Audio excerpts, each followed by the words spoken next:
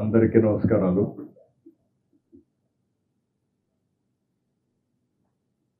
ఆంధ్రప్రదేశ్లోనే కాకుండా భారతదేశంలో, ప్రపంచంలో కోట్లాది మంది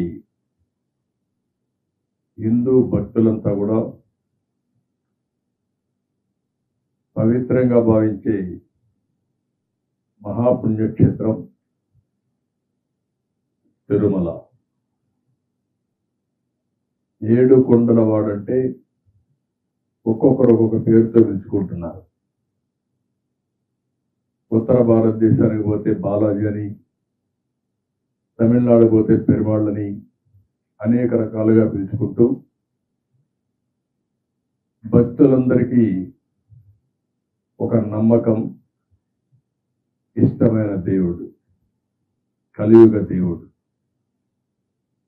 అదే సమయంలో తిరుమలకు వచ్చి పవిత్ర దర్శనం చేసుకోవాలి, కలియుగ దేవుని యొక్క బ్లెస్సింగ్లు తీసుకుంటే ఏదైనా సమస్యలుంటే పరిష్కారం అవుతాయనేది ఒక నమ్మకం, ఒక అనుబంధం.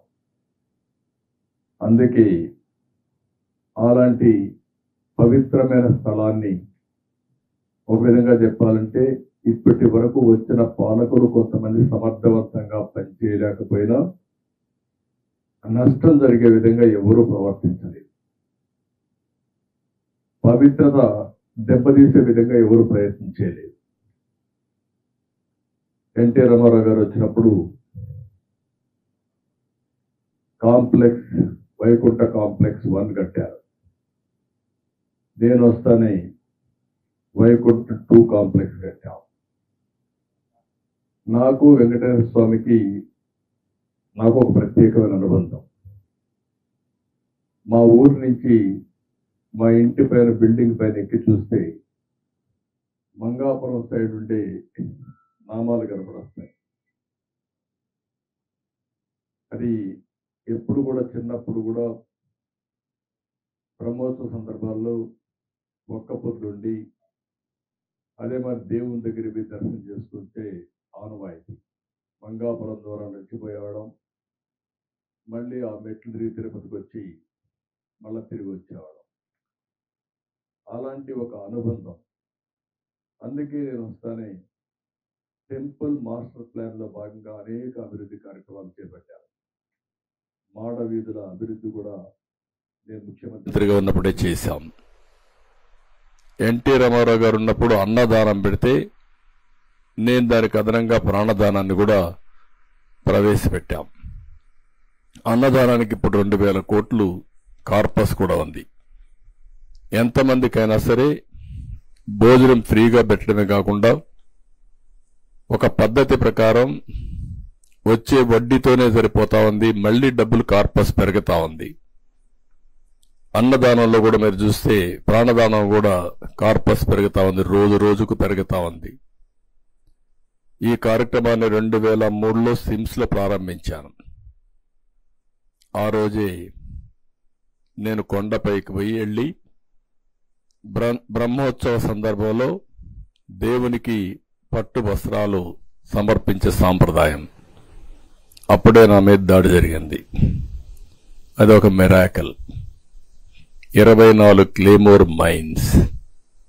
సాక్షాత్తు భగవంతుడే నన్ను కాపాడాడు తప్ప లేకపోతే ఆ యాక్సిడెంట్లో బ్రతికే సమస్య లేదు.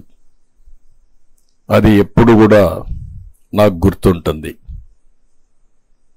అదే మరిగా అది ఒక పునర్జన్మగా నేను భావిస్తాను. అందుకే నేను ఏ పని చేసినా ఒక పవిత్రంగా 2 నిమిషాలు వెంకటేశ్వర స్వామిని తలుచుకొని చేస్తాను. అదొక నమ్మకం, నాకు ఒక బిలీఫ్ కూడా. ఇలాంటివి చేసుకుంటూ మనం ముందుకు పోయే సమయంలో మనం చూస్తే నాకొక్కడికే కాదు, ఇలాంటి అనుబంధం, అనుభూతి కొన్ని కోట్ల మందికి ఉంది. అది వెంకటేశ్వర స్వామి మహత్యం. ఆ మహత్యం లేకపోతే ఇంతమందిని అట్రాక్ట్ చేసే పరిస్థితి కూడా రాదు. నేను ఎప్పుడూ చెప్పేవాడిని, ఎవరైనా పర్వాలే కానీ వెంకటేశ్వర స్వామి ఎప్పుడు కూడా అకౌంట్స్ ఎప్పటికప్పుడే సెటిల్ చేస్తాడని. ఇదే సమయంలో మీరు ఒకసారి చూస్తే రాజశేఖర రెడ్డి గారు ఉన్నప్పుడు 7 కొండల్ని 5 కొండలను అంటేనే, ఒక మాట అంటేనే నేను చాలా ఫైట్ చేశాను. దాన్ని ఫైట్ చేయడమే కాకుండా నేను పాదయాత్రతో 7 కొండలెక్కి మొక్కు తీర్చుకున్నాను. ఎందుకంటే ఒక నమ్మకంతో ఏ పని చేసినా, పోరాటం చేసినా, అవన్నీ చేశాం, ఎన్నో ఆందోళన చేశాం దేవుడి పవిత్రత కాపాడడానికి. మీరందరూ చూసినప్పుడు వెంకటేశ్వర స్వామి అనేది ఒక అద్భుతమే. అక్కడికి పోయినప్పుడు కొండెక్కగానే ఒక గమ్మత్తు, మైమరిచిపోతాం. రెండో తెల్లవారుజామున 3 గంటలకు గాని సుప్రభాత్ దర్శనానికి పోతే వైకుంఠం అనేది ఎవరికి తెలియదు గాని వైకుంఠం ఈ విధంగా ఉంటుంది, ఇంత ప్రశాంతంగా ఉంటుందని ఆ టైంలో మనకు ఆ స్ఫూర్తినిస్తుంది. అలాంటి ఒక స్ఫూర్తిదాయకమైనటువంటి పవిత్ర క్షేత్రం తిరుమల. అలాంటి పవిత్రమైన క్షేత్రంలో 5 సంవత్సరాలు అపవిత్రమైన కార్యక్రమాలు, రాజకీయాలకు ఒక పునరావాసం, భక్తుల మనోభావాలకి విలువే లేదు. ప్రసాదంలో గాని, నాణ్యతలో గాని ఎక్కడికక్కడ మొత్తం అపవిత్రం చేసే పరిస్థితికి వచ్చారు. ఎన్నోసార్లు భక్తులు ఆందోళన చేశారు. ఎప్పుడు కూడా మీరు గుర్తుపెట్టుకోవాల్సింది, భక్తులందరం కూడా, నేను ఒక భక్తుడిగా చెప్తున్నా, ఒక ముఖ్యమంత్రిగానే కాదు, వెంకటేశ్వర స్వామి ప్రసాదానికి ఒక ప్రత్యేకత ఉంది. ఆ ప్రత్యేకతకు కూడా కారణం 300 సంవత్సరాల నుంచి ఈ వెంకటేశ్వర స్వామి లడ్డు ఒక రెసిపీ, అది తయారు చేసిన విధానం, అందులో వాడే పోషక పదార్థాలు ఏది కూడా ప్యూర్గా ఉంటాయి. ఎక్కడ కూడా నాణ్యత లేని సరుకులు ఎప్పుడూ వాడరు. ఇచ్చేవాళ్లు కూడా ఒక పవిత్రమైన భావంతో సప్లై చేస్తారు. దేవునికి ఇస్తున్నాం కాబట్టి పవిత్రమైన భావంతో సప్లై చేస్తారు. అందులో కూడా మీరు చూస్తే ఆ ప్రసాదం అన్ని ఇంటిలో తీసుకొచ్చి పెడితే ఆ వాసన ఒక మంచి వాసనతో ఉంటుంది. ఒక్క లడ్డే కాదు, జిలేబీ గాని, వడ గాని, లేకపోతే అక్కడ పొంగల్ గాని, దేనికదే ప్రత్యేకత. నాకు ఒక అనుభూతి కూడా అక్కడ పోయినప్పుడు, కొండపై తిరుమల పైన భోంచేస్తే అక్కడ చేసే వంటలు కూడా చాలా రుచికరంగా ఉంటాయి. ఎందుకంటే 1,00,000 మందికి భోజనం పెట్టేటప్పుడు అక్కడ ఉండేటప్పుడు కూడా నేను చాలాసార్లు రివ్యూలు చేసేవాడిని. ఎలాంటి మీరు ప్రోడక్ట్స్ వాడుతున్నారు, ఎంత రెసిపీ వాడుతున్నారు, ప్రాసెస్ ఎట్ చేస్తున్నారు, టేస్ట్ ను కూడా ఇచ్చేయండి, పౌష్టికాహారం చేయమని చాలాసార్లు చెప్పాను. రెండోది, మీరు ఇంకొకసారి చూస్తే వెంకటేశ్వర స్వామి దగ్గర నేను మొత్తం హెలికాప్టర్స్ తో సీడ్ బాల్స్ వేయించాం. 9 సంవత్సరాలు ఎప్పుడు పోయినా సమీక్షలు చేసి కడాన నేను మన ఆ మహర్షి ఎవరైతే ఉన్నాడో హిమాచల్ ప్రదేశ్లో ఉండేటువంటి ఆయుర్వేద ప్రోడక్ట్స్ కూడా తయారు చేసి రామ్దేవ్ బాబా ఆయన్ని కూడా తీసుకొచ్చి తిరుపతిలో ఉండే ఆయుర్వేద వెంకటేశ్వర స్వామి ఆయుర్వేదకు దీనికి అనుసంధానం చేసి టెంపుల్ చుట్టూరు అంతా కూడా తిరుమల మొత్తంతా ఒక ఆయుర్వేద ప్లాంట్స్ కూడా పెట్టి, ఆల్ మెడిసినల్ ప్లాంట్స్ పెట్టి ప్రమోట్ చేశాం. వాటర్ కన్జర్వేషన్ అన్ని చేశాం. అందుకే ఎప్పుడు కూడా మీరు చూస్తే ఒక పచ్చగా ఎప్పుడు వెంకటేశ్వర స్వామి దగ్గర అంత మునుపు అక్కడక్కడ రాళ్లు కనపడేట్టు గాని రాళ్లల్లో కూడా చెట్లు పెట్టి ఒక పవిత్రంగా చేసుకున్నాం. ఈ లడ్డు కూడా మీరు చూస్తే చాలా డిమాండ్, వెంకటేశ్వర స్వామి లడ్డుకు చాలా డిమాండ్. 155 గ్రాములు. ఆ తయారీకి 40 గ్రాములు ఆవు నెయ్యి, 40 గ్రాములు శనగపిండ, ఇతర దిగుమతులు కలిసి 70 గ్రాములు మొత్తం ఉపయోగించి ఒక నాణ్యత, సువాసన, అందులో వేసే పదార్థాలన్నీ యూనిక్ గా ఉంటాయి. దీన్ని జియోగ్రాఫికల్ ఇండికేషన్ ట్యాగ్ కూడా రిజిస్ట్రేషన్ చేసి 2009లో పేటెంట్ రైట్ కూడా పొందారు. అంటే వెంకటేశ్వర స్వామి ప్రసాదాన్ని ఎవ్వరూ కూడా కాపీ చేయడానికి వీలు లేదు. చాలా మంది ప్రయత్నం చేశారు, ఎంతో మంది ప్రయత్నం చేశారు, కానీ ఎవ్వరూ దాన్ని యాజ్ ఇట్ ఈజ్ చేయలేకపోయారు. అంటే వెంకటేశ్వర స్వామి మహత్యం ఉంది కాబట్టి అక్కడ తయారు చేసే వాళ్ళందరూ డెడికేషన్తో పనిచేస్తారు కాబట్టి ఇచ్చే దాతలు కూడా with purity of heart A ingredients ఇచ్చినా ఏది సరఫరా చేసినా చేస్తారు కాబట్టి ఆ పవిత్రత వచ్చింది, దానికి ఒక ప్రత్యేకత వచ్చింది. అలాంటి ప్రత్యేకత ఉండే ఈ వెంకటేశ్వర స్వామి దగ్గర వీళ్ళు వస్తానే ఇష్టానుసారంగా చేశారు. ట్రస్ట్ బోర్డుల నియామకం ఒక గ్యాంబ్లింగ్ కింద తయారైంది. చట్టాన్ని ఇష్టప్రకారం మార్చి దగ్గర 50 మంది నామినేషన్లకు ప్రోత్సహించే పరిస్థితి వస్తే కొన్ని హైకోర్టులో స్టేలు వచ్చే పరిస్థితికి వచ్చింది. ఎక్సెఫిషియోస్ కనపడడంతో ఎక్సెఫిషియో వీళ్ళంతా కొండపై వ్యాపారాలు చేయడం, వెంకటేశ్వర స్వామి టికెట్లు ఇష్ట ప్రకారం అమ్మడం. చాలా మంది చాలాసార్లు ప్రయత్నం చేశాం. మేమైతే ఒకసారి తిరుపతి దాకెళ్లి పవన్ కళ్యాణ్ గారు ఫైట్ చేశారు, మేము ఫైట్ చేశాం. తిరుపతికి వెళితే మా టీంలో రానికపోతే తిరుపతిలోనే ప్రొటెస్ట్ చేసి అలిపిరి దగ్గరనే ప్రొటెస్ట్ చేసి అరెస్ట్ అయి తిరిగి వచ్చిన సందర్భాలున్నాయి. అదే మరిగా నమ్మకం లేని వాళ్ళందరినీ టెంపుల్లో వేయడం, చైర్మన్ గా అన్య మతస్థులకి ప్రాధాన్యత ఇవ్వడం, అదే మరి నమ్మకం లేని వాళ్ళు పెట్టడం, ఇవన్నీ చేసి వీళ్ళ రాజకీయ ప్రయోజనాల కోసం టీటీడీని ఉపయోగించే పరిస్థితికి వచ్చారు. దీంట్లో మొట్టమొదటిసారిగా మీరు చూస్తే వీళ్ళు వస్తానే టెండర్స్ అన్ని రివర్స్ టెండరింగ్ అని పెట్టి అందులో ఉండే కండిషన్స్ మార్చేశారు. నేను అవి కూడా మీకు సరఫరా చేస్తున్నాను. ఇందులో ఏవైతే వీళ్ళు వచ్చిన తర్వాత ఈ రివర్స్ టెండరింగ్ లో మీరు ఒకసారి చూస్తే మొత్తం క్లాస్ నెంబర్ కండిషన్ నెంబర్ 18లో 3 సంవత్సరాల అనుభవం ఉండాలంటే అట్లీస్ట్ దాన్ని సంవత్సరానికి చేశారు. డైరీ పెట్టిన ఫస్ట్ ఇయర్ లోనే నెయ్యి సరఫరా చేయొచ్చని. రెండోది 4 లక్షల లీటర్ల మిల్క్ ఉత్పత్తి చేయాలని ఉంటే దాన్ని తీసేశారు. అంటే ఎవడైనా సరఫరా చేయొచ్చు, వాడి మిల్క్ లేకపోయినా పర్వాలేదు. ఇంకొక పక్కన 8 టన్నులు మార్కెట్ అతను అమ్మేదానికి అదనంగా ఒక 8 టన్నులు పర్ డే ఉత్పత్తి చేసేవాళ్లే పెట్టాలని పెడితే ఆ కండిషన్ కూడా తీసేశారు. ఇంకొక పక్కన మీరు చూస్తే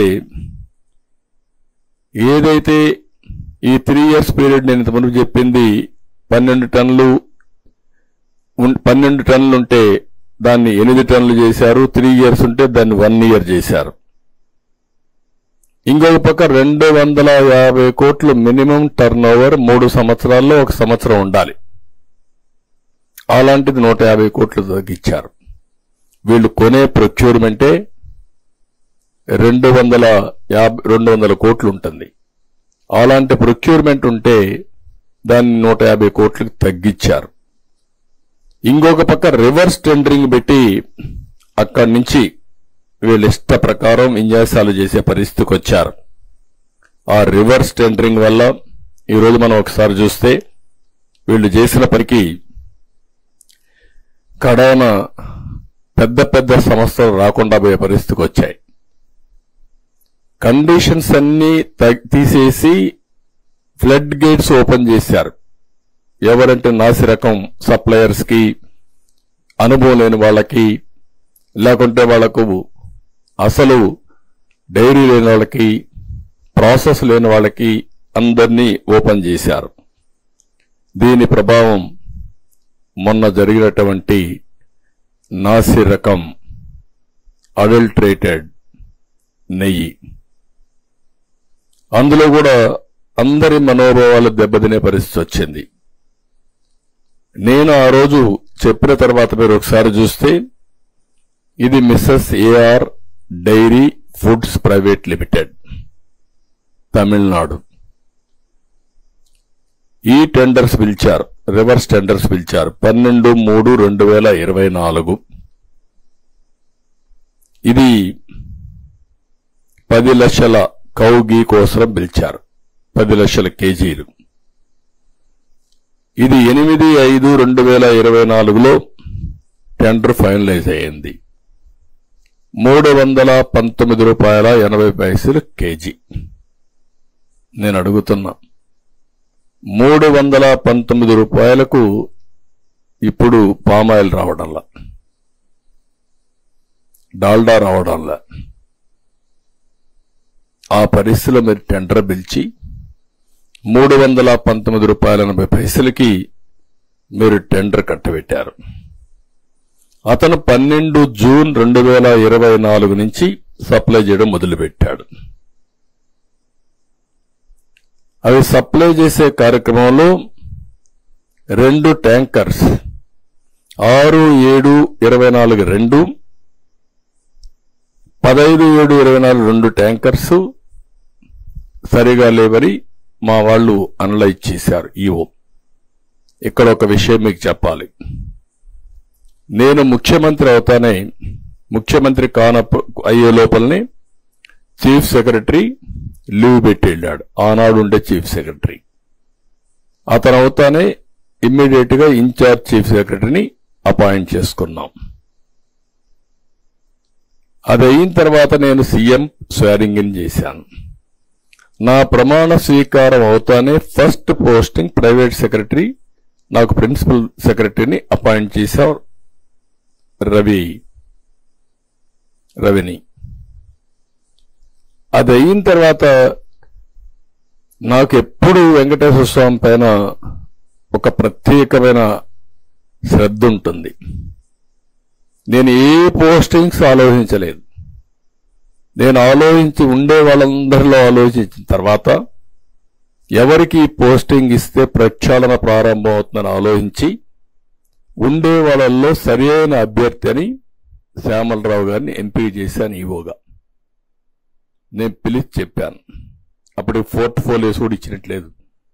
నేను ఒకే మాట చెప్పాను, శ్యామలరావు గారు మీరు తిరుపతికి వెళ్తున్నారు, మీ బాధ్యత ప్రక్షాళన మొదలు పెట్టాలి.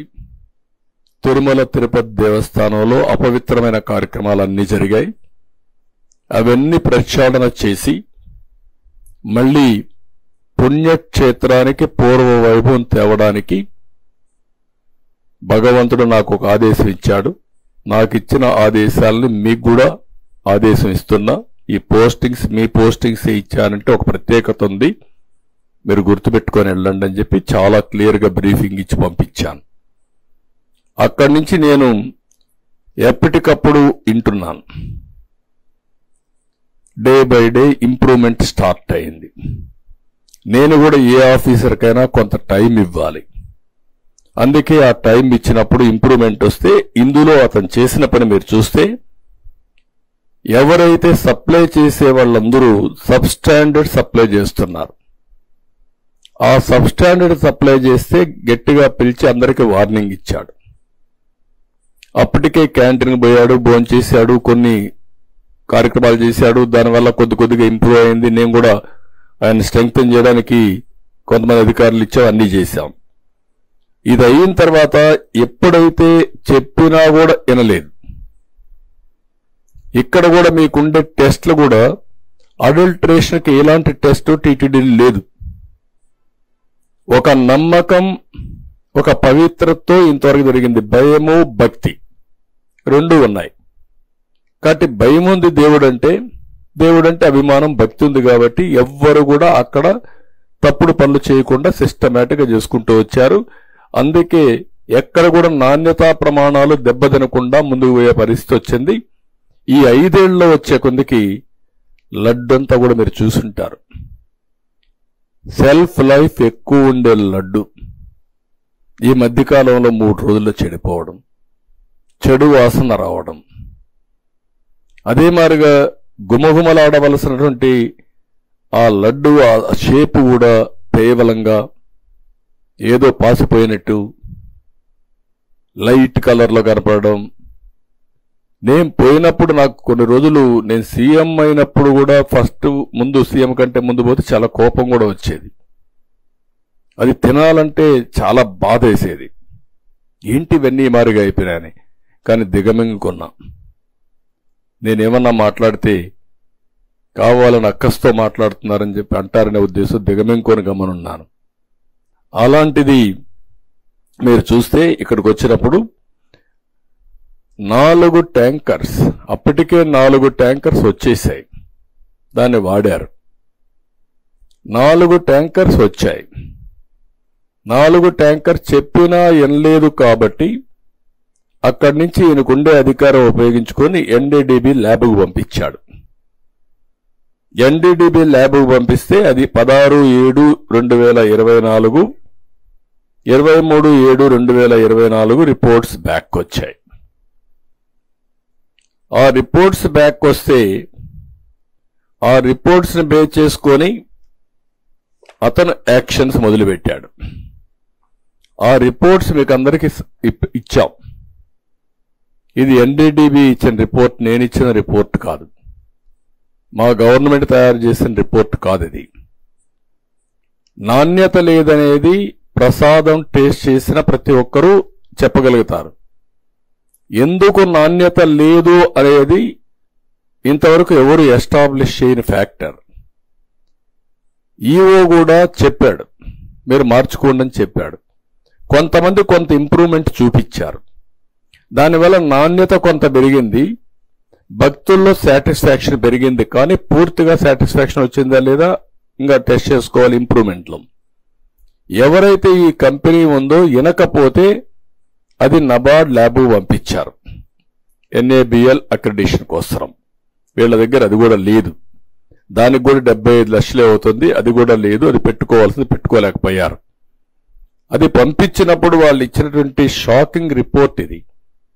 అందులో క్లియర్గా ఏదైతే ఇక్కడ పాయింట్ నెంబర్ 1 ఎస్ వాల్యూ, ఆ ఎస్ వాల్యూకి కోరిలేషన్ విత్ ఏమేమి ఇంగ్రీడియంట్స్ ఉన్నాయో చెప్పే విధానం. 86.62 ఎస్ వాల్యూ ఉంది. ఉండవలసింది 98.05 నుంచి 101.95 ఉండాలి. దీనికి కారణాలు ఏంటంటే soybean, sunflower, olive, rapeseed, linseed, wheat germ, maize germ, cotton seed, fish oil. ఇవన్నీ ఏదైనా ఉండే అవకాశం ఉంది. నెంబర్ 3 2 కూడా ఉంది, అది చదవడం లేదు, 3 చదువుతున్నాను. నెంబర్ 3 22.43 ఎస్ వాల్యూ ఉంది. 95.90 నుంచి 104.10 ఉండాలి. ఇది రావడానికి కారణం ఏంటంటే పామ్ ఆయిల్, బీఫ్ టాలో, ఈ 2 కారణం. నెంబర్ 4 ఇది ఎస్ వాల్యూ 117.42 ఉండాలి. 97.96 నుంచి 102.04 ఉంది. దీనికి కారణం లార్డ్, LARD అంటే పంది కొవ్వు. ఇవి క్లియర్గా ఈ రిపోర్ట్ ఇచ్చారు. దానికి ఆ రిపోర్ట్ ఇచ్చి మిగిలిన జస్టిఫికేషన్స్ అన్ని కూడా ఏవైతే ఉన్నాయో అవన్నీ చెప్పారు. ఇక్కడికి వచ్చినప్పుడు ఇది చూసిన తర్వాత ఈఓ గారు సిన్సియర్గా వాళ్ళకి మెమోలు ఇచ్చాడు. 22/7/2024 మెమో ఇచ్చారు, 23 ఇచ్చాడు, 27 ఇచ్చాడు.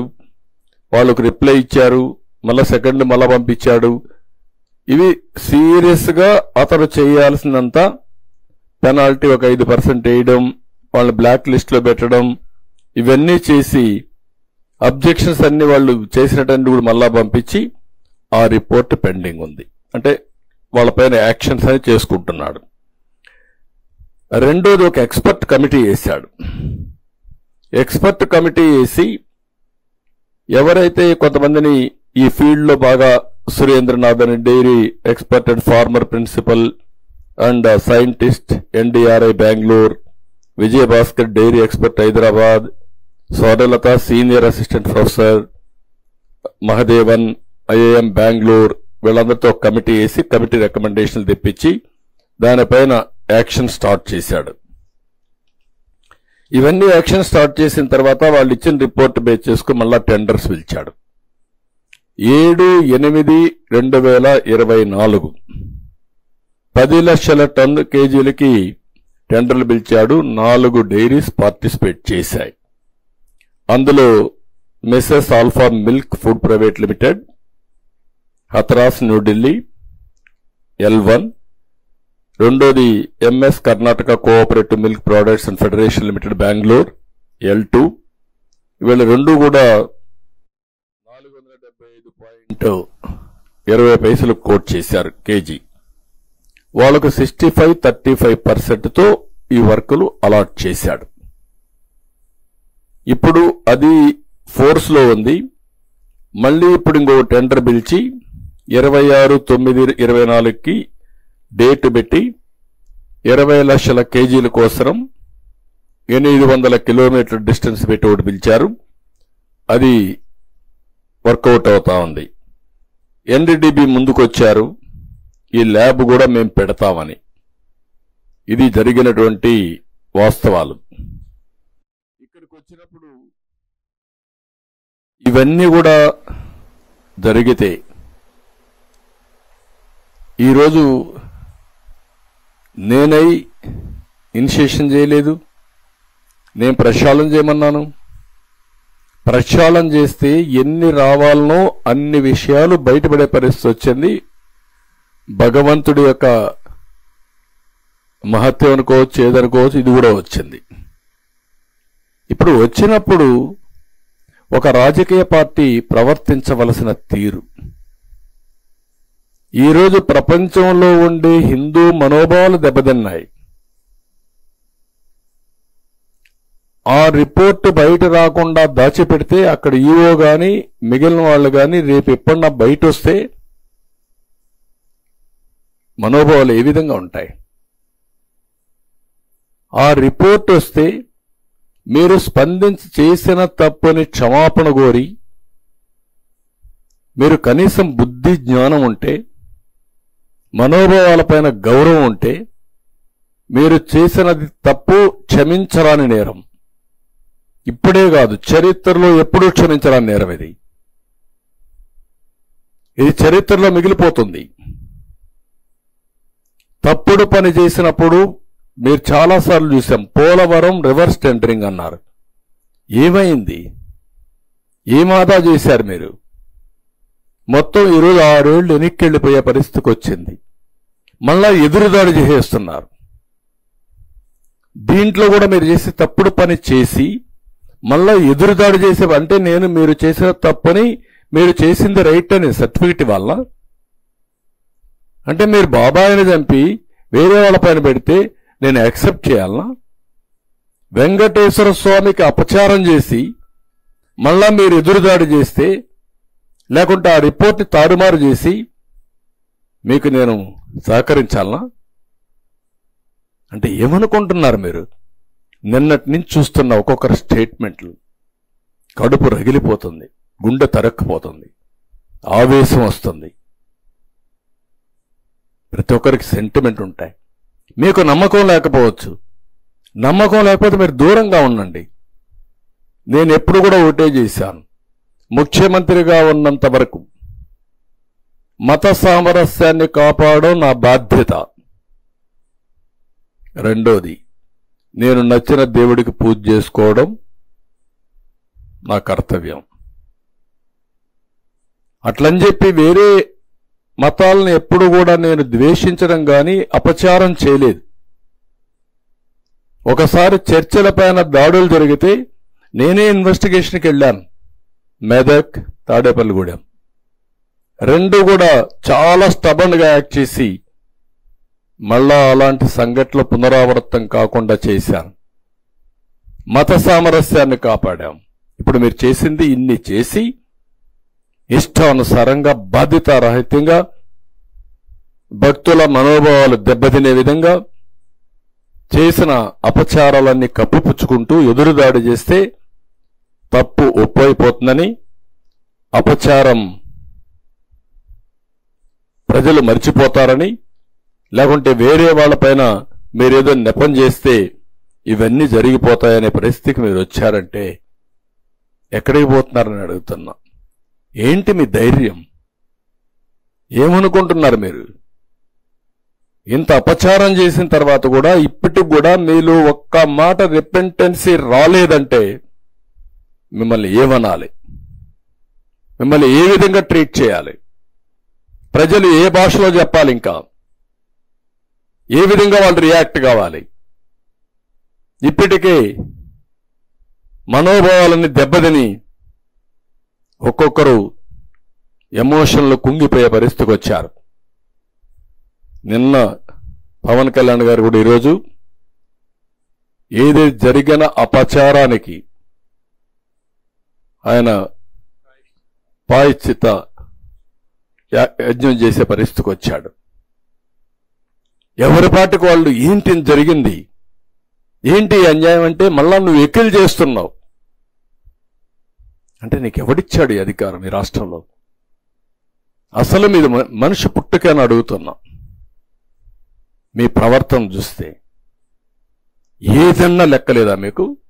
ఏదంటే చేస్తారా? ఏదంటే చేస్తే మేము సపోర్ట్ చేయాలన్నా మిమ్మల్ని? నేను ఎన్నోసార్లు మీకు కూడా చెప్పాను, ప్రజలకందరికీ చెప్పాను, ఎన్నోసార్లు చెప్పాను. ఒక వ్యక్తి నేరస్తుడు, అందులో కూడా కరుడు గట్టిన నేరస్తుడు, రాజకీయ ముసుగులో ప్రజల్ని మోసం చేయడం కోసం వచ్చినప్పుడు ఒక పేపర్ పెట్టుకొని, ఒక టీవీ పెట్టుకొని విషాన్ని జింపుతూ అబద్ధాల్ని సత్యాలను చేయాలని ప్రయత్నం చేసే పరిస్థితి వచ్చినప్పుడు చాలా ప్రమాదం ఉంటుంది. అందుకే నేను ఎస్కోబార్ కూడా చెప్పా ఏం చేశాడని. కానీ ఈరోజు మనం చూస్తే ఇక్కడికి వచ్చినప్పుడు ఈరోజు మళ్ళా ఇతని ధైర్యం నాకు అర్థం కాలేదు. మీరు కూడా చూసుంటారు, ఒక లెటర్ రాశాడు పిఎంకి. ఎన్ని గట్స్ ఉండాలండి మీకు? మొత్తం దేశమంతా ప్రపంచమంతా హిందువులు కుతకుతలాడుతా ఉంటే ఇంకా నువ్వు అబద్ధాలతో అసత్యాలతో లెటర్ రాసి ఎదురుదాడి చేసే పరిస్థితికి వచ్చావంటే ఎవడిచ్చాడు నీకు ఈ అధికారం? ఏమనుకుంటున్నారు మీరు?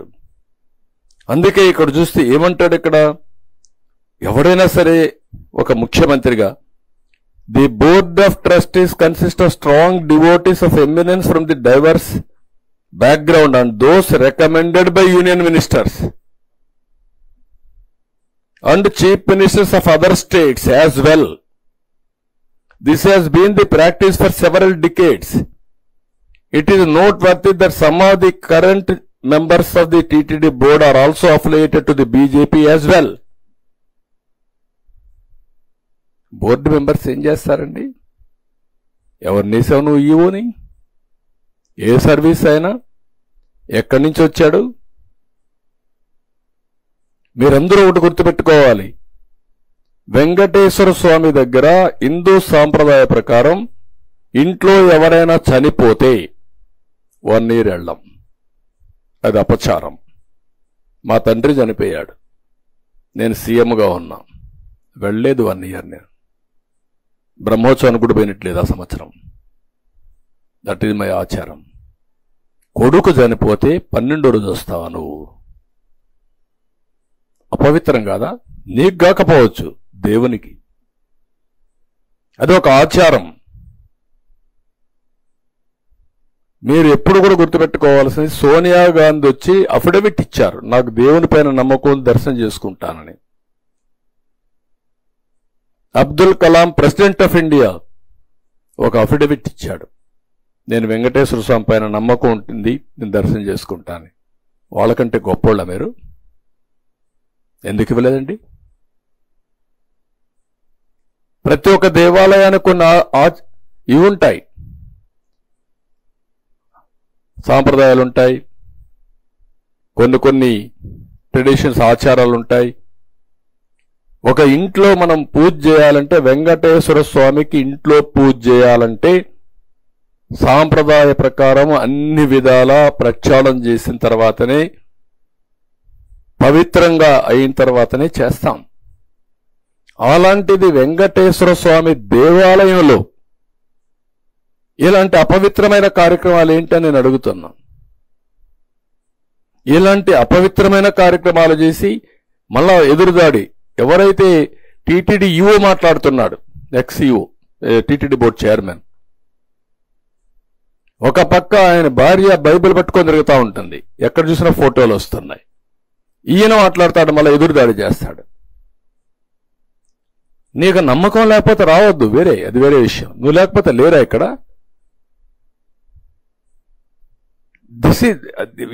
ఏ విషయంలో టీటీడీ బోర్డు చైర్మన్ సైడ్ నుంచి అప్పుడు భూమాన కరుణాకర్ రెడ్డి ఆయన కూతురు పెళ్లి క్రిస్టియన్ సాంప్రదాయ ప్రకారం చేశాడు. ఆయన టీటీడీ బోర్డు చైర్మన్. అంటే ఏంటి, ప్రజల్ని మభ్య పెడతారా మీరు? మోసం చేస్తారా? అంటే ప్రజల్ని ఫూల్స్ చేస్తారా మీరు? ప్రజలు అమాయకులు అనుకుంటున్నారా మీరు? నువ్వేం చేసినా మేము వినడానికి? నేను కూడా వాటికన్ దీనికి పోయి వచ్చాను, జెరూసలం.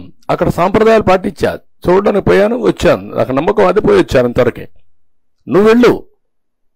నమ్మకాన్ని అక్కడ సాంప్రదాయాన్ని గౌరవ తిరువారూరు కేరళలో అక్కడ షర్ట్,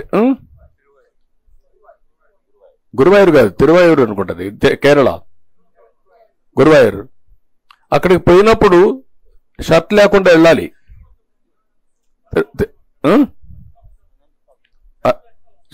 షర్ట్ లేకుండా వెళ్తారు. దట్ ఈస్ సాంప్రదాయం. ఒక్కొక్క టెంపుల్కి ఒక్కొక్క సాంప్రదాయాలు ఉన్నాయి. వెంకటేశ్వర స్వామి దగ్గరికి వస్తే ఒక సాంప్రదాయం, శ్రీశైలం పోతే ఇంకొక సాంప్రదాయం. ఆ సాంప్రదాయాలు గౌరవిస్తేనే మనం పోవాలి. అట్లా కాకుండా నేనేం చేసినా చెల్లుబాటు అవుతుంది, నేను ముఖ్యమంత్రిని, ప్రజలు ఓట్లు వేసేశారు కాబట్టి నేను ఏదైనా చేసేస్తాను, లేకుంటే వెంకటేశ్వర స్వామి భూములన్నీ అమ్మేస్తాను, లేకపోతే వెంకటేశ్వర స్వామికి ఉండే డబ్బులన్నీ నేను తీసేసుకుంటాను, లేకుంటే శ్రీవాణి పేరు పెట్టి అకౌంట్ లేకుండా చేసేస్తాను, లేకుంటే దేవుడి పేరు చెప్పి ఒక్కొక్కరు లక్షల టికెట్లు అమ్ముకుంటాం. ఏంటి, వాట్ ఇస్ దిస్? ఒక చైర్మన్ ఏంటంటే 3,75,000 టికెట్లు. ఏమైంది మీకు? 3,75,000 టికెట్లు ఇచ్చుకున్నారు వాళ్ళ పీరియడ్లో దర్శనానికి. ఇవన్నీ షాకింగ్. ఇవన్నీ చూస్తామంటే ఎక్కడికి పోతున్నామో అర్థం కాకుండా వీళ్ళు ఇష్ట ప్రకారం చేసే పరిస్థితికి వచ్చారు. దానిపైన ఈయన దాడి. Andhra Pradesh has little role in the management affairs of the Tirumala Tirupati Devasthanam temple. Little role. Destruction కి, నాంది బలికి గొడ్డలతో నరుకుతూ లిటిల్ రోల్ అంట. రెండోది, ఇతను మాట్లాడే మాటలు మీరు చూస్తే ఎంత దుర్మార్గం అంటే,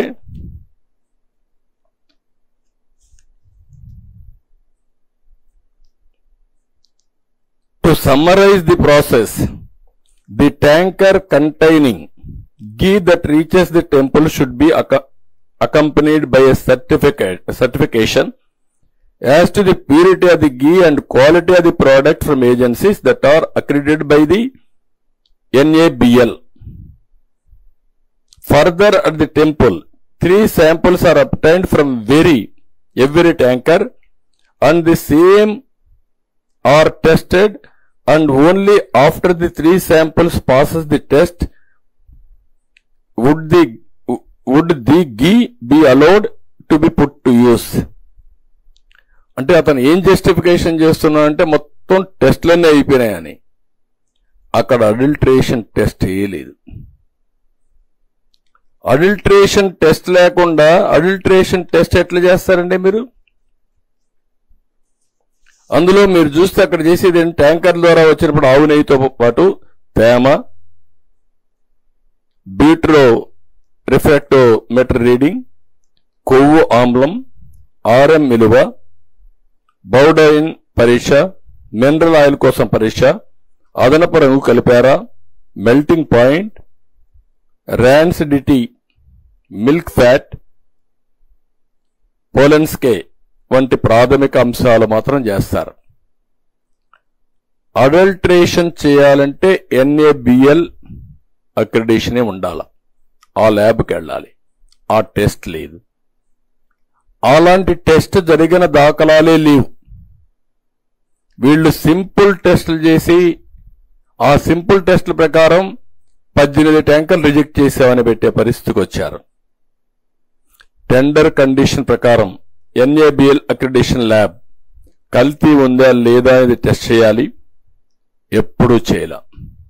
దీనికి ఖర్చు కూడా 75 లక్షలే అవుతుంది.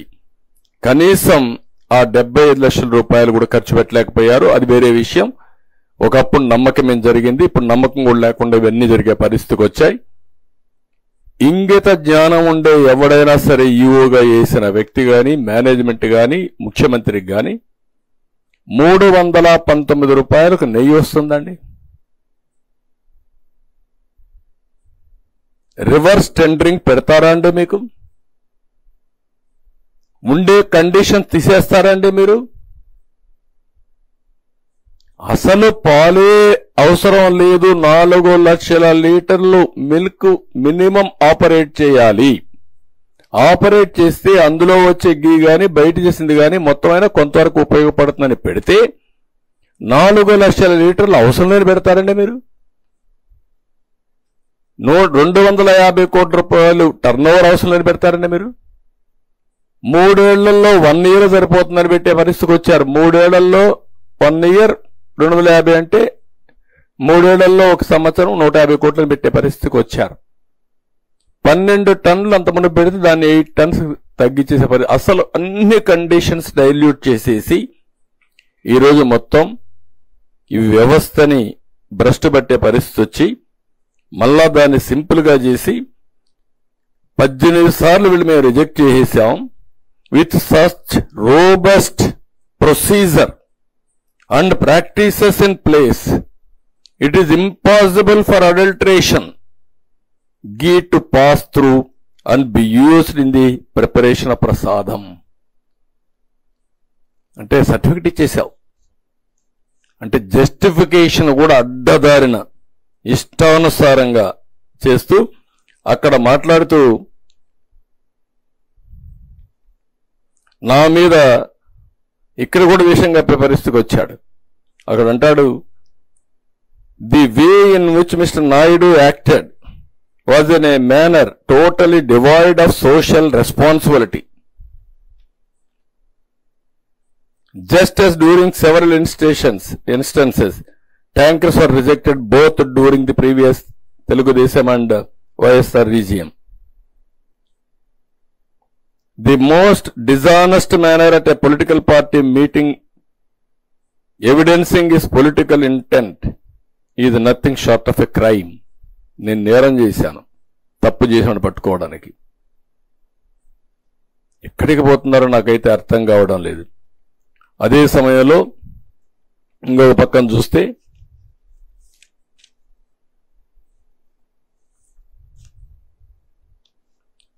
ఇక్కడ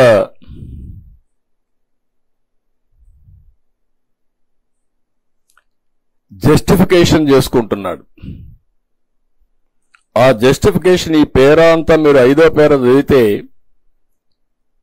ఆవు నెయ్యి అంతా కూడా డిఫరెంట్ కౌస్ డిఫరెంట్ ఫ్యాట్ తింటాయి, డిఫరెంట్ గడ్డి తింటుంది, ఒకే కౌ తింటుంది, కాబట్టి వారికి వేరియేషన్ వచ్చేసరికి అవకాశాలు ఉన్నాయి అని మొత్తం మీరు అదంతా చూస్తే వెరీ ఇంట్రెస్టింగ్ గా జస్టిఫికేషన్ చేసుకుంటూ the categories include scenarios such as milk fat being obtained from cows which received an exceptionally high feeding of pure vegetable oils, cotton or palm oils, milk fat obtained from cows that are suffering from energy deficiency, milk fat obtained from cheeses showing increased lipolysis and so forth. Therefore, if any of the above scenarios exist, then the methodology adopted would yield an incorrect and false positive result. Conclusion ఇచ్చేస్తున్నాడు ఇంట్లో కూర్చొని. నేను చేసిందే right, కాబట్టి నేను చేశాను, మీరందరూ follow కావాలి, ఎవడు ఏ సైంటిస్ట్ ఇచ్చినా ఏ ల్యాబొరేటరీ ఇచ్చినా దే ఆర్ ఆల్ ఫాల్స్ అని ఇంట్లో కూర్చొని సర్టిఫికెట్ ఇస్తున్నాడు ఆయన. దానిపైన no responsible individual should make such shocking accusations having the potential to seriously besmirch the integrity and sanctity of a world-renowned organization such as the TTD and hurt the sentiments of crores of people on the basis of an inconclusive finding, let alone a politician like Mr. Chandrababu Naidu. అంటే what are you talking? నువ్వేమి చేసినా, ఎంత అపవిత్రం చేసినా ప్రజలు అందుకే shocking treatment ఇచ్చారు. ఇలాంటి తెలుసుంటే అది కూడా వచ్చేది కాదు. సంఘ బహిష్కరణ చేసేవాళ్ళు, రాష్ట్ర బహిష్కరణకి ఎలిజిబుల్ అయిన వ్యక్తులు వీళ్ళు. ఈ లెటర్లో మీరు ఒకసారి చూస్తే ఎంత అబద్ధాలు రాసేస్తున్నా అంటే 15,000 కేజీల నెయ్యి తయారీకి 3,75,000 లీటర్ల పాలు అవసరం అవుతాయండి. వీటి నుంచి నెయ్యిని సేకరించాలి. దీనికి 37,000 ఆవులకు మంచి గడ్డి దాణా ఇవ్వలేదని సర్టిఫికేషన్ ఇస్తున్నాడు. 1-2 కాదు, 37,000 అటు గడ్డి పెట్టలేదు వాళ్ళు, కాబట్టి ఇవన్నీ వచ్చాయి, డీవియేషన్ అయిపోయింది అని జస్టిఫికేషన్ ఇవ్వడం అనేది ఒక కరుడు గట్టిన నేరస్తుడు, ఉగ్రవాది అయిన వ్యక్తికి ఇలాంటి ఆలోచనలు వస్తాయి. జస్టిఫికేషన్. క్రైమ్ జరిగింది, తప్పు జరిగింది, సెంటిమెంట్ దెబ్బతినింది, ఏం చేయాలి? అపాలజీ చెప్పాలి బేషరతుగా. దానిపైన ప్రజలు క్షమిస్తారా లేదా అది వేరే విషయం. నువ్వు అది చెప్పకుండా ఇలాంటివన్నీ చెప్పి ఇష్టానుసారంగా మాట్లాడే పరిస్థితికి వచ్చాడు. అన్ని ప్రాంతాల్లో ఉండే ఆవుకు ఒకటే సమస్య అన్నమాట, గడ్డి సమస్య క్రియేట్ చేశాడు. వాళ్ళు ఎవడు దానా వేయనట్టు, వాళ్ళు పెట్టినట్టు, వాళ్ళు సరిగా మేపనట్టు.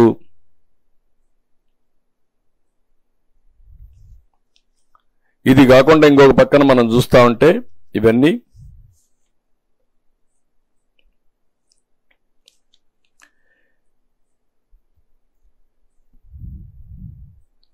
లేనిది ఉన్నట్టు చెప్పడం, అబద్ధాలు చెప్పడం.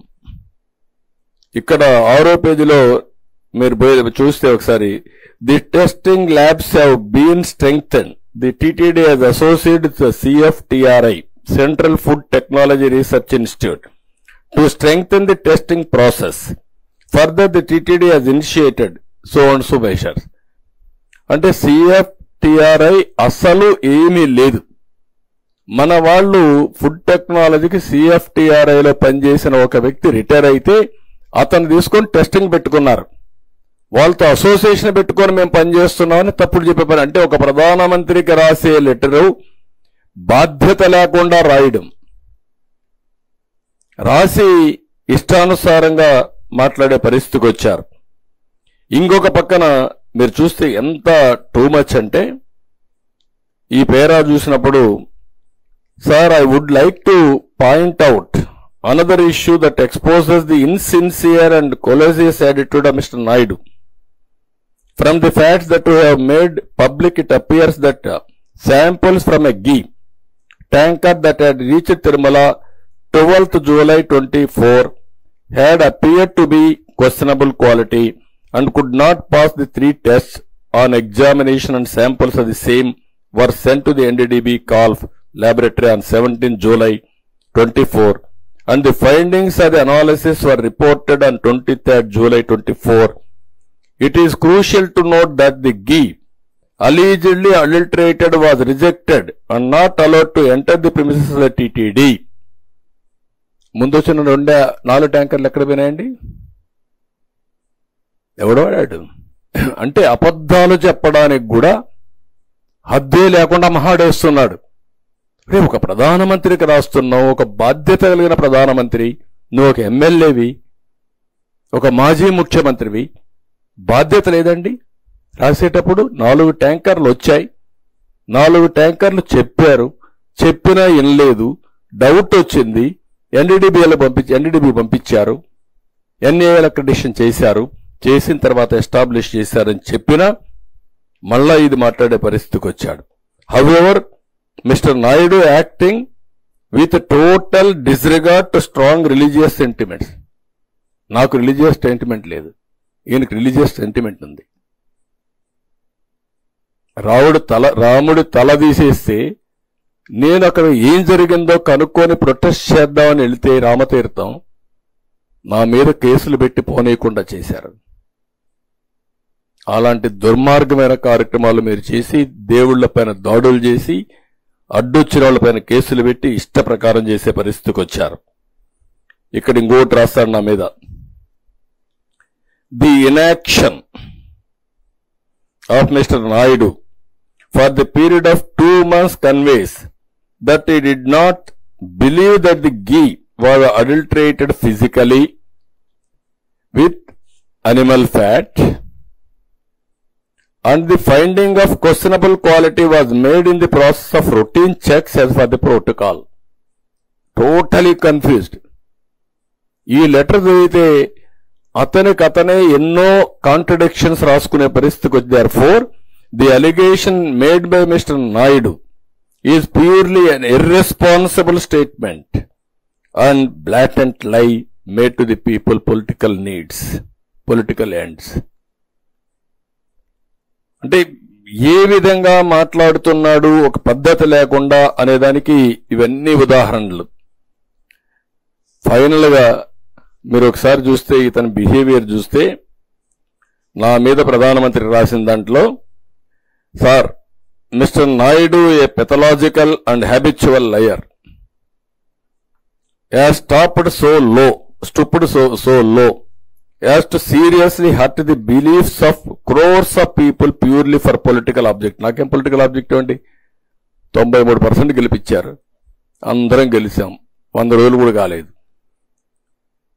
His actions have indeed lowered not only the stature of the chief minister but that of everyone in public life, and also sanctity of the world-renowned TTD and its practices.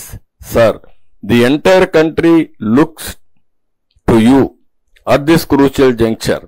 It is very imperative that Mr. Naidu be reprimanded in severest way for his shameless act of spreading lies, and the truth be brought to light. Sir, this would help allay the suspicious that Naidu has created the minds of the crores of Hindu devotees and restored their faith in the sanctity of the TTD. అంటే ప్రధానమంత్రి certificate ఇచ్చేసేయాలి, నువ్వేం చేయలేదా, నువ్వు బాగా చేశావు, ప్రసాదంలో animal fat కలిపిన పర్వాలేదు, నువ్వు గొప్పవాడని చెప్పి ప్రధానమంత్రి వాళ్ళు. అంటే దిస్ ఏంటి, ఇది యాటిట్యూడ్ ఏంటి? ఇలాంటి వాళ్ళు రాజకీయాల్లో ఉంటే నేను ఎన్నోసార్లు చెప్పాను, ఇలాంటి వాళ్లతో రాజకీయం చేయడం, ఇలాంటి పొలిటికల్ పార్టీలుంటే అలాంటి పొలిటికల్ పార్టీలతో సమాధానం చెప్పడం కూడా జాతికే అవమానం. అలాంటి దుర్మార్గమైన కార్యక్రమాలు ఈ రాష్ట్రంలో జరుగుతున్నాయి. సిగ్గు ఎగ్గు లేకుంటే భయము లేకుంటే ఏమనుకుంటారో చీకొడతారేమో జరిగింది. ఎవ్రీబడి తిన్నవాళ్ళ ప్రసాదాన్ని తిన్నవాళ్లకు మర్చిపోతారండి? ఆ భోజనం తిన్నవాడు ఇప్పటికి కూడా గుర్తుపెట్టుకున్నారు. దేవుని దగ్గరకు వచ్చిన వాళ్ళు ఎన్ని ఇబ్బందులు పడ్డారండి. ఆడవాళ్ళని ఇష్ట ప్రకారం తోయడం ఒకటి కాదు, ఇష్టానుసారంగా జరిగే పరిస్థితి వచ్చింది. ఇది ఒక విధంగా చెప్పాలంటే భగవంతుడికి తెలుసు ఇవన్నీ, వెంకటేశ్వర స్వామికి.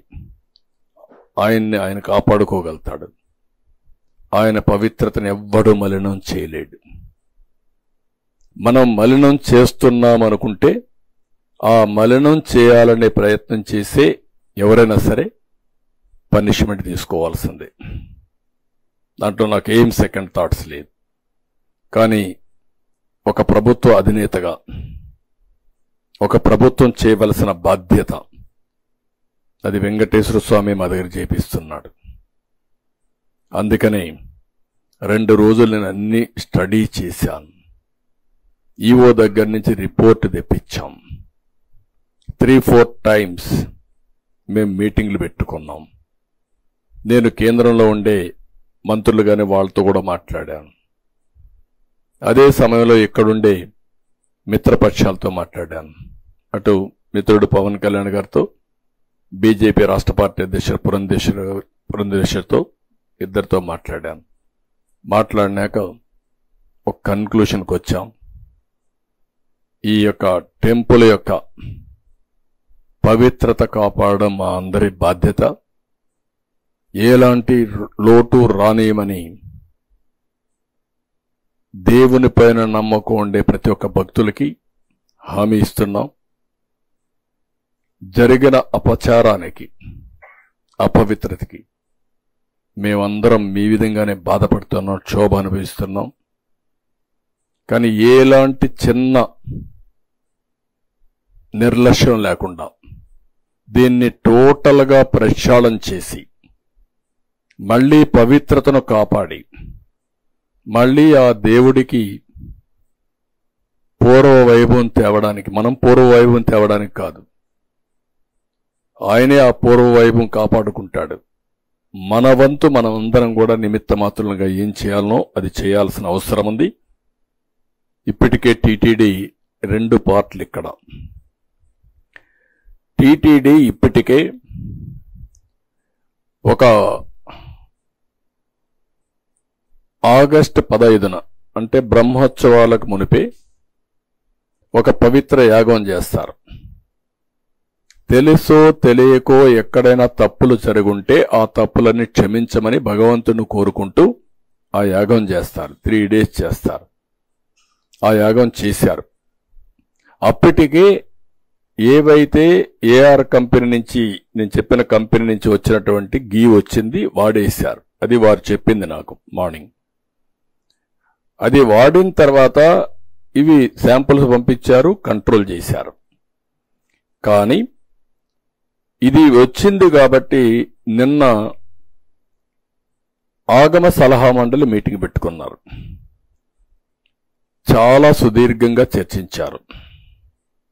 ఆలయ ప్రోక్షణపై ఏం చేస్తే బాగుంటుందో సుదీర్ఘంగా చర్చలు జరిగి వాళ్ళందరూ అనుకున్నది పవిత్ర ఉత్సవాల్లో దోషాలు తొలగిపోయినా ఇప్పుడు శ్రవణం వల్ల, అనంటే వినడం వల్ల, వెలుగు చూసిన అంశాల వల్ల ఇతర దోషాలు తొలగిపోయేందుకు శాంతి హోమం నిర్వహించాలని వాళ్ళందరూ ఒక నిర్ణయానికి వచ్చారు. దీనికి రేపు ఉదయం 6 గంటల నుంచి 10 గంటల వరకు శాంతి హోమం, పంచగవ్య ప్రోక్షణ ఇది నిర్వహిస్తున్నారు.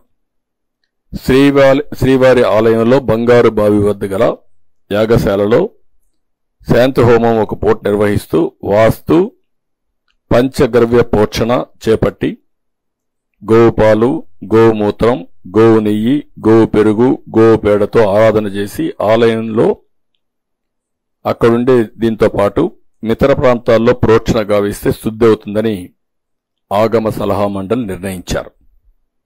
ఆ ప్రకారం రేపు ఒక్కరోజు 6 నుంచి 10 గంటల వరకు ఈ శాంతి హోమం, పంచగవ్య ప్రోక్షణ ఈ కార్యక్రమాన్ని చేస్తారు.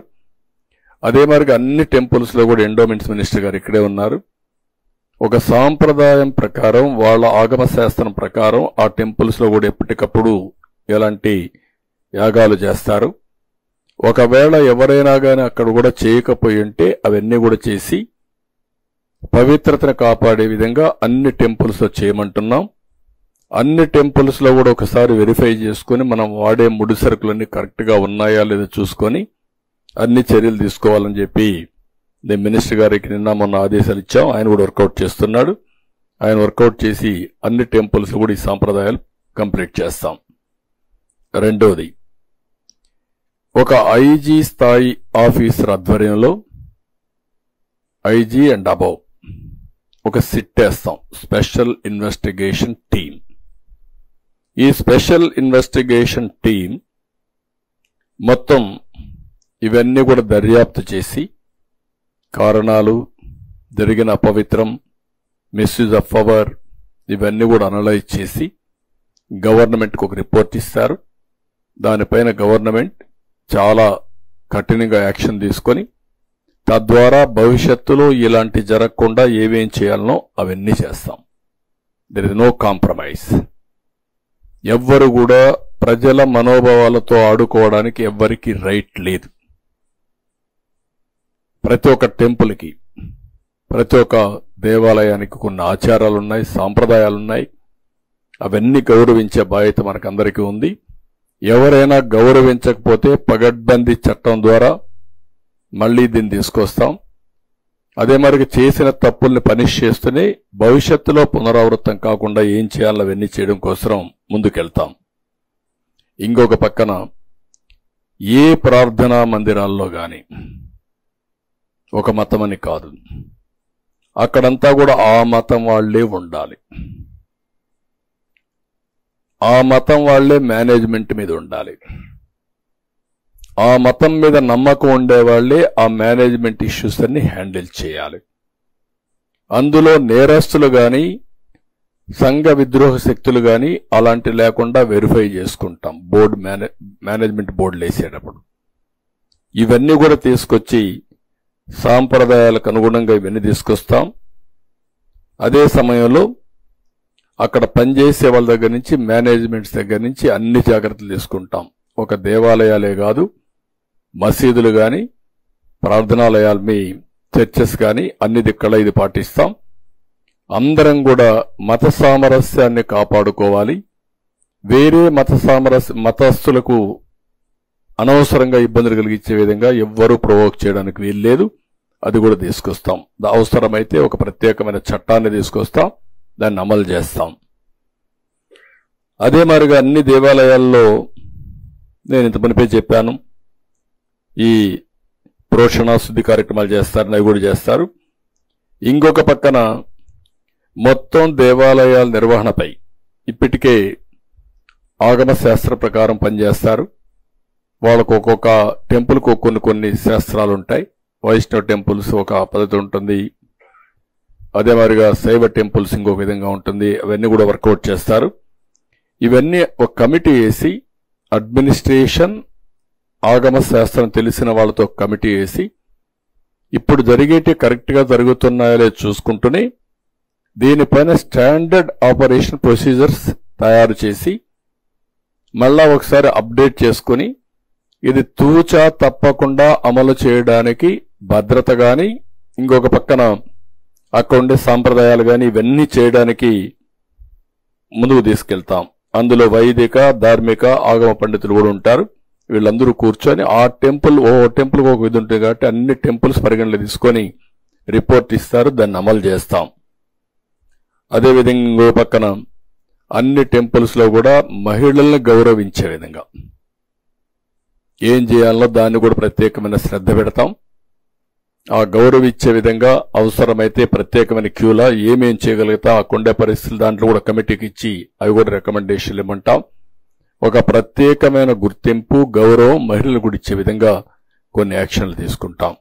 ఇవన్నీ తీసుకొని రేపటి నుంచి మనోభావాలు దెబ్బతిన్న హిందువులందరికీ విజ్ఞప్తి చేస్తున్నా. అదే మరి ఈ మనోభావాల గురించి మాట్లాడిన ఇతర మతస్థులు కూడా విజ్ఞప్తి చేస్తున్నా. ఈరోజు జరిగింది ఒక అపచారం. తెలిసి చేసినా తెలియక చేసినా తప్పు తప్పే, దాన్ని ఎవ్వరు కూడా రెక్టిఫై చేయలేం. ఏదైతే ఈ టెంపుల్స్ లో వెంకటేశ్వర స్వామి టెంపుల్ అన్నింటికంటే చాలా టెంపుల్స్ ఉన్నాయి మన దగ్గర, అన్నింటికంటే ఒక పెద్ద టెంపుల్, అందరూ కూడా ఆరాధించే దేవుడుండే టెంపుల్. దీని మీద ప్రత్యేక శ్రద్ధ పెట్టవలసిన సమయంలో గత పాలకుల నిర్లక్ష్యం వల్ల, నిర్లక్ష్యమే కాదు అధికార దుర్వినియోగం వల్ల అడుగడుగునా సెంటిమెంట్స్ దెబ్బతింటూ వచ్చాయి. కానీ అధికార మతంతో ఉన్నప్పుడు ఎవరూ దాన్ని చెప్పలేకపోయారు. చెప్పినా అణగదొక్కే ప్రయత్నం చేశారు. అలాంటి ప్రయత్నాలు చేసి ఇష్టానుసారంగా దాన్ని ఒక వ్యాపార సంస్థగా, రాజకీయ పునరావాస కేంద్రంగా వీళ్లకు కావలసిన పనులు చేయించుకోవడానికి ఉపయోగించుకునే పరిస్థితికి వచ్చారు. దానివల్లనే ఈరోజు జరిగి ఈ పరిస్థితికి వచ్చింది. చాలా మంది నా దగ్గరికి వచ్చి బాధపడ్డారు, ఆవేదన చెందారు. నేను అపోజిషన్లో ఉంటే చెప్పారు. ఒక విధంగా కాదు, జరిగిన అపచారాలన్నీ. ఏదైనా మళ్ళీ మీ మనోభావాలను కాపాడే బాధ్యత భగవంతుడి తరపున మేము తీసుకుంటున్నాం, కాపాడతాం. భవిష్యత్తులో ఇలాంటివి ఏవి పునరావృతం కాకుండా ముందుకు తీసుకుపోయే విధంగా కార్యక్రమాలు చేపడతాం.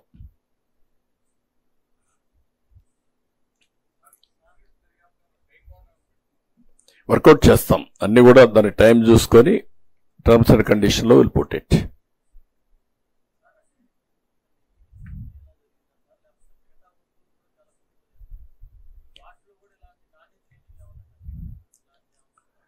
చాలా ఒకటి రెండు కాదు, దేవునికి అపచారం చేయాలని ఆ రోజు మీరు చూస్తే పింక్ డైమండ్ వెంకటేశ్వర స్వామి దగ్గర లేని డైమండ్ ఉందని ఈ బ్యాచ్ అంతా మా ఇల్లు రైడ్ చేయాలి అని చెప్పితే, ఇది వెంకటేశ్వర స్వామికి పరువుకు సంబంధించిన విషయం, క్రెడిబుల్కి విశ్వసనీయతకు సంబంధించిన విషయం అని ఆ రోజు 100 కోట్ల రూపాయలకు పరువు నష్టం దావా వేస్తే, వీళ్ళు ప్రభుత్వం వస్తానే పింక్ డైమండ్ లేదు కాబట్టి మేము కేసు విత్డ్రా చేసుకుంటామని విత్డ్రా చేసుకునే పరిస్థితికి వచ్చారు. అది ప్రైవేట్ కేసు ఉంది. అంటే ఎంత అప్రతిష్ట అండి ఇది! బాధ్యత లేదా మీకు? అంటే మీరు ఏమి చేసినా జరిగిపోతుందని మీకు ఒక ధీమానా, లేకుంటే గర్వమా, లేకుంటే మేము ఎవడు ఏమీ చేయలేడు మేము అతీతులమనే ఇదే మీకు అహంభావమా? ఏమనుకుంటున్నారు మీరు? సమాధానం చెప్పమంటున్నా ఇటన్నిటికీ. ఇలాంటి ఒకటి రెండు కాదు, చాలా ఇష్టానుసారంగా చేశారు. అక్కడ వేసిన వ్యక్తులు కూడా వీళ్ళకు ఎంత దరిద్రంగా తయారైపోయారంటే, దరిద్రంగా తయారైపోయి చాలా మంది తిరుమలకు రావాలంటేనే ఇష్టం లేకుండా నిలిచిపోయే పరిస్థితికి వచ్చారు.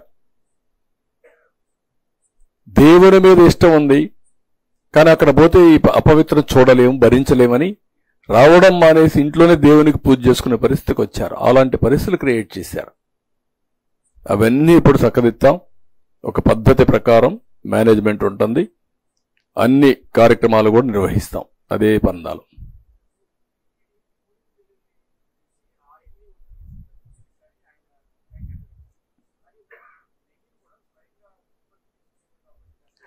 అంటే మనకేమైందంటే పెరిగిన తర్వాత ఒక పవిత్రమైన కార్యక్రమాన్ని నిర్వహించడం ఒక ఆస్పెక్ట్ అయితే, ఇవన్నీ తయారు చేయాలంటే కూడా చాలా సమస్యలు ఉంటాయి.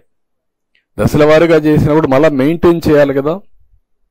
అది మెయింటైన్ చేయాలంటే కూడా దేవునికి సేవలు చేయాలి, ఇవన్నీ కూడా చేయాలి. కాబట్టి కొన్ని ఇబ్బందులు ఉంటాయి. ఏదైనా పవిత్రంగా జరగడానికి ఒక పవిత్ర భావంతో వచ్చి పనిచేసేవాళ్ళు చాలా మంది ఉన్నారు. వాళ్ళకు అవకాశం ఇస్తే దేవుని మీద భక్తి భయం ఉండేవాళ్ళు చాలా మంది ఉన్నారు.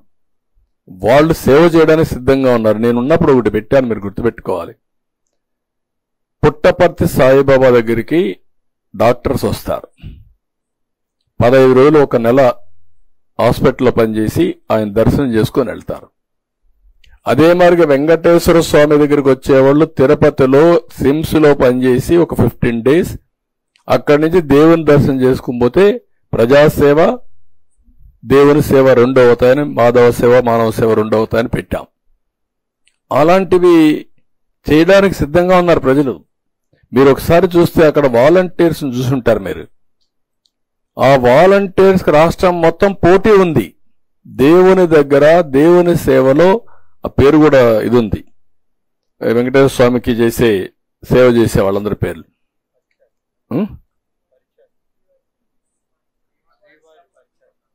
శ్రీవారి సేవకులు. ఆ కార్యక్రమంలో వాళ్ళు ఎంత ఇన్వాల్వ్ అయి పనిచేస్తున్నారంటే ఒక భక్తిభావం, ఒక డివోషన్, డెడికేషన్, అలాంటి వాళ్ళు చాలా మంది ఉన్నారు. సాయిబాబా చనిపోయి చాలా రోజులైనా 30,000 మంది all over the world volunteers ఉన్నారు స్వచ్ఛందంగా పనిచేయడానికి. అలాంటి వారి సేవలు మనం ఉపయోగించుకుంటే అన్ని కార్యక్రమాలు కూడా సుజావుగా జరుగుతాయి. అసలు దేవుడి మీద నమ్మకం లేని వాళ్ళు వస్తే ఇట్లే ఉంటాయి. ఇక్కడ బేసిక్ గా మనకు కావాల్సిన దేవుని మీద నమ్మకం లేదు వీళ్ళకు. నమ్మకం లేకపోతే దూరంగా ఉండండి. నీకు ప్రజాస్వామ్యంలో ఓటేశారని చెప్పి దేవుని పైన పెత్తనం చేయడానికి మీరెవరండి? దట్ వాట ఒక భక్తుడిగా అడుగుతాను నేను, నువ్వెవరివి? నీకేంటి సంబంధం? నేను ఇంతవరకు ఎప్పుడైనా మీరు చూడండి, ఎప్పుడు పోయినా కూడా నేను క్యూ లైన్లోనే వెళ్తాను. మాజీ ముఖ్యమంత్రిగా డైరెక్ట్గా పోయే అవకాశం ఉంది, వెళ్ళను. నాకు అదొక భక్తి, దేవుని మీద ఒక నమ్మకం, విశ్వాసం. అందుకే చెప్పాను, నేను ఏ పని చేసినా ఆయన ఒకసారి తలుచుకొని చేస్తాను. ఓకే, నేను మనిషిని, కానీ ఆయన తలుచుకుంటే నాకు ఒక ధైర్యం. ఆయన మాట కింద నేను చేసినట్టు అవుతుంది. చాలా మంది అమరు చేస్తూ ఉంటాం, అది తప్పులేదు. ఒక్కొక్కరి నమ్మకాలు బట్టి ముందుకెళ్తారు. బట్ మత సామరస్యాన్ని కాపాడతాం. మత సామరస్యాన్ని కాపాడుతామంటే మనం ఏమీ విశ్వాసమే లేదని కాదు. That is where I'm saying.